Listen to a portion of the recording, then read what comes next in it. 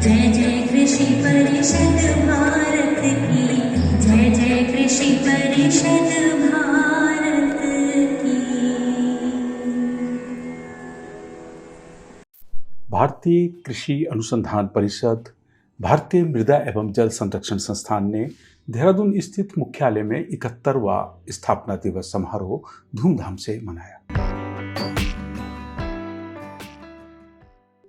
स्थापना दिवस समारोह का शुभारंभ दीप प्रज्वलन से किया गया।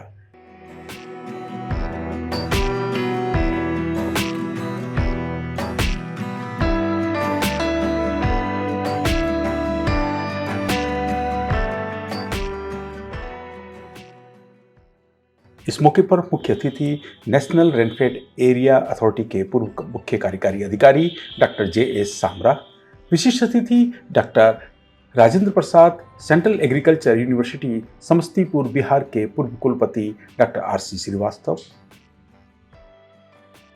Doctor YS Parmar, horticulture and forestry university Solan में director research doctor Sanjeev Chauhan सहित सभी अतिथियों को पौधे भेंट करके सम्मानित किया गया।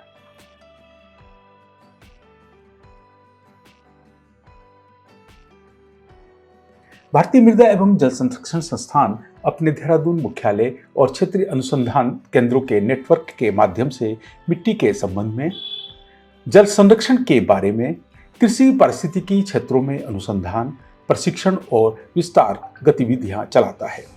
मृदा और जल संरक्षण तथा वाटरशेड प्रबंधन में केंद्र और राज्य सरकार के अधिकारियों व ग्रेजुएट असिस्टेंट को लंबी अवधि के विशेष प्रशिक्षण के लिए संस्थान की देश एवं विदेशों में पहचान है। केंद्रीय संस्थान का मुख्य उद्देश्य भूक्षरण को नियंत्रित करने तथा स्थायी आधार पर हितधारकों के भोजन की सुनिश्चितता तथा पर्यावरणीय, आर्थिक व आजीविका की सुरक्षा के लिए प्रौद्योगिकी विकसित करना है। संस्थान कृषि एवं गैर कृषि योग्य भूमि पर प्राकृतिक संसाधनों, विशेष रूप से मिट्टी और पानी के संरक्षण एवं प्रबंधन के लिए कार्य करता है। संस्थान के 71वें स्थापना दिवस समारोह में मानव संसाधन विकास विभाग एवं सामाजिक विज्ञान विभाग के हेड प्रमुख डॉक्टर चरण सिंह ने उपस्थित अतिथियों का स्वागत किया तथा संस्थान के कार्यों के बारे में विस्तार से जानकारी दी। इस मौके पर निदेशक डॉक्टर M मधु ने संस्थान की प्रगति, हितधारकों के बीच गतिविधियों तथा मृदा एवं जल संरक्षण के लिए अपनाई जा रही प्रौद्योगिकी के विकास के बारे में विस्तार से जानकारी दी। उन्होंने कहा, मृदा संरक्षण में संस्थान का योगदान देश की आर्थिक तरक्की का रास्ता प्रशस्त करता है। उन्होंने विभिन्न आंकड़ों की मदद से भूक्षरण की स्थिति को प्रस्तुत किया। उनका कहना है, बिना जल संरक्षण के हम क्लाइमेट चेंज के प्रभाव को कम नहीं कर सकते।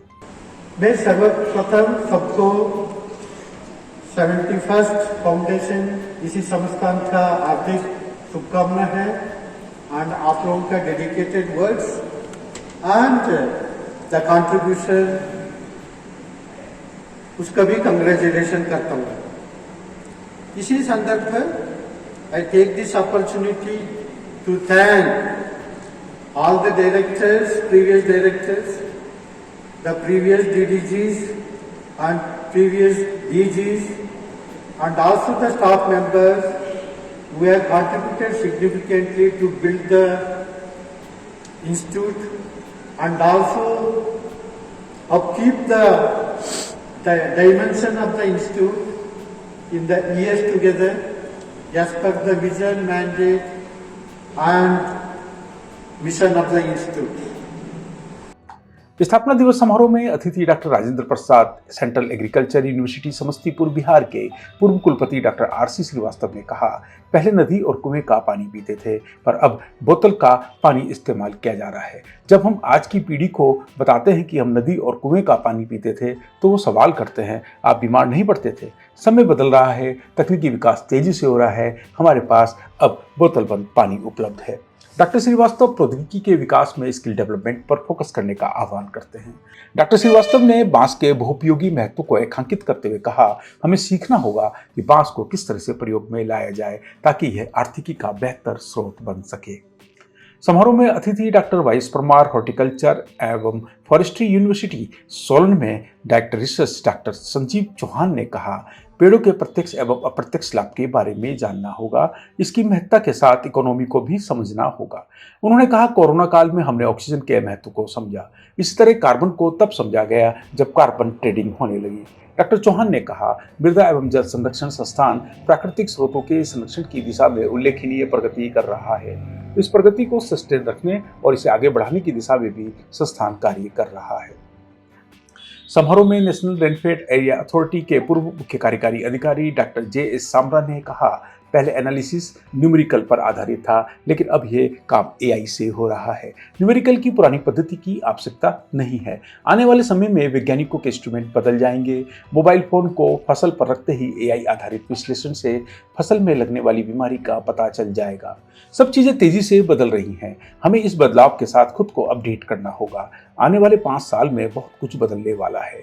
डिजिटल इंस्ट्रूमेंट और एआई पर निर्भरता बढ़ने वाली है। हालांकि एआई में एथिकल इशू भी आएंगे। उन्होंने चेताया, यदि एआई तकनीक हमारे हाथ से निकल गई तो बड़ा नुकसान होगा। हमें वक्त के हिसाब से चलना होगा। डॉक्टर सामरा ने कहा, कृषि विज्ञान केंद्रों में किसान बहुत कम जा रहे हैं। वो स्मार्टफोन पर जानकारियां ले रहे हैं। स्मार्ट मोबाइल फोन में एआई का कंपोनेंट मौजूद है। एआई पहले भी था, पर अब यह सस्ती हो गई है, इसलिए हम सभी इसको हासिल कर पा रहे हैं। डॉक्टर सामरा बताते हैं, एक समय में वो डैम के ऊपर से सैंपल लाने के लिए हाथी पर बैठकर जाते थे, पर यह काम पहले से आसान हो गया। हम ड्रोन तकनीकी का इस्तेमाल करते हैं। सीखना होगा कि ड्रोन की मदद से डाटा कैसे एकत्र किया जाए। डिवाइस की मदद से लिया गया डाटा अनबाइस्ड होगा, यह सक्सेसफुल होगा। डॉक्टर सामरा ने देहरादून में बतौर निदेशक अपने कार्यकाल के दिनों को याद किया। मैं आभारी हूँ जो हमारे इंस्टीट्यूट का और खासतौर पे इंस्टीट्यूट के डायरेक्टर का आपने मुझे बुलाया। मैं 20 साल के बाद आया। इस घर में 20 साल के बाद मैं पहले छोड़ा था, अब मैं आज आया हूँ और मुझे बड़ी खुशी है कि कुछ हमारे टाइम के ओल्ड फेसेस भी हैं, न्यू फेसेस भी हैं। तो मुझे एक ये मौका मिल गया कि ओल्ड और न्यू फेसेस में आज देख लूँ। हमारे जितने भी साइंटिस्ट थे, हमारी जो ऑर्गेनाइजेशन है, ये टाइम के साथ चलती होती है। अभी श्रीवास्तव जी ने कहा था कि new technique, new technology, yes, technology अभी भी चेंज हो रही है, लेकिन on an average they have been changing with the times also. तो इन्होंने मुझे कल कहा कि साहब हमने ड्रोन लिया है, तो वो आपको दिखाना है। तो मेरे दिमाग में यही आया कि ये जो हमारा ड्रोन है वो पेस्टिसाइड स्प्रे करने के लिए नहीं आया, वो यूरिया स्प्रे करने के लिए नहीं आया, वो एक नया तरीका है डेटा लेने का। आजकल दुनिया में 2 चीजें हैं, एक तो क्लाइमेट चेंज और एक ड्रोन। ड्रोन ने दुनिया में तूफान मचा रखा है। ये 5 श्रीवास्तव के 7-8 साल पुरानी टेक्नोलॉजी होगी है ड्रोन की, 8-9-10 साल की टेक्नोलॉजी हुई है। ये कुछ इतनी पुरानी टेक्नोलॉजी नहीं है, 9-10 साल ही पहला आया था। तो ड्रोन ने दुनिया का रुख ही बदल दिया है कि हमारा सारा जो एनालिसिस था वो न्यूमेरिकल डेटा का बेस था। 1 0 1 0 1 0 कंप्यूटर में होता था। तो हम सारा जो हमारा सारा दारोमदार था हमारी साइंस का, वो न्यूमेरिकल डेटे पर था। लेकिन अब आर्टिफिशियल इंटेलिजेंस आ गई है, आपको न्यूमेरिकल डेटे की बहुत ही जरूरत नहीं रही। आर्टिफिशियल इंटेलिजेंस जो है वो आपको उस स्पीच से भी उसको उस स्पीच का एनालिसिस कर देगी।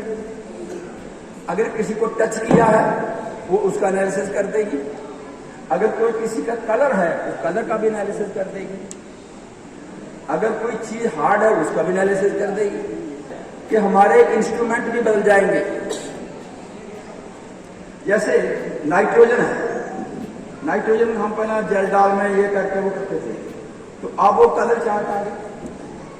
अब वो कहते हैं कि आपका मोबाइल फोन है, वो फसल के ऊपर रख दो, भेज दो, आर्टिफिशियल इंटेलिजेंस वाले को बता देंगे कि इसको क्या क्या चाहिए, क्या बीमारी है, इसमें कितनी कमी है, किसी कमी है। तो वो जो हमारे डिस्टिलेशन प्लांट ये वो सब बदलने वाले हैं। अब जो डेटा प्रोसेसिंग होता है, पता नहीं आपके जहाँ आदमी हैं, वो मशीन लैंग्वेज से होता है, वो डीप लर्निंग से होता है।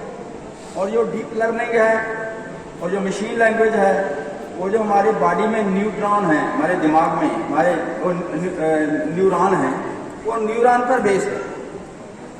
और कुछ हमारे एल्गोरिथम हैं, वो जो इंसेक्ट पेस्ट एनिमल है, वो उनके जो